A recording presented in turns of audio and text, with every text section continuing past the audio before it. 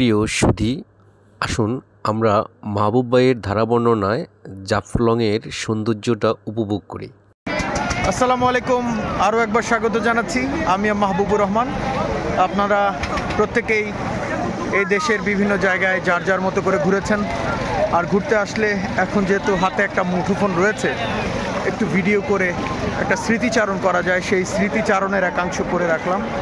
এবং যতদিন বাঁচবো ফেসবুকের কল্যাণে আপাতত যখনই টাইমলাইনে আসবো একটু স্মৃতিচারণ করব, সেই উদ্দেশ্যে বলা। এই দেশটা এখনও অত্যন্ত সুন্দর, প্রকৃতি ঘেরা।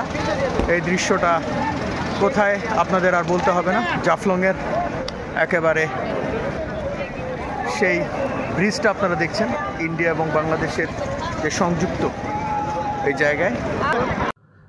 ধন্যবাদ জানাচ্ছি মাহবুব ভাইকে। মাহবুব ভাইয়ের এই চমৎকার ধারা বর্ণনার কারণে আমার মনে হচ্ছে যে জাফলংয়ের প্রাকৃতিক সৌন্দর্যটা আরও বহুগুণে বেড়ে গেছে। মাহবুব ভাই আমাদের সবার খুব প্রিয় মানুষ, তাই মাহবুব ভাইকে আমার পক্ষ থেকে, আমার ফেসবুকের বন্ধুদের পক্ষ থেকে ধন্যবাদ জানাচ্ছি। ভালো থাকুন, সুস্থ থাকুন এবং হাসি খুশি থাকুন।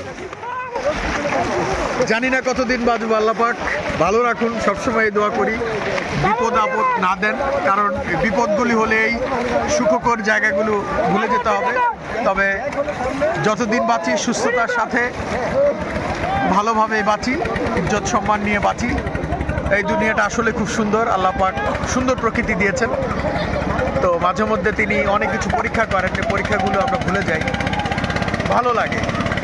শেষ পর্যন্ত এই দৃশ্যপটগুলো থেকে যাবে, স্মৃতিচারণগুলো বারবার করি, দেশের বিভিন্ন জায়গায় মানুষের ভালোবাসাগুলো উজাড় করে পাই।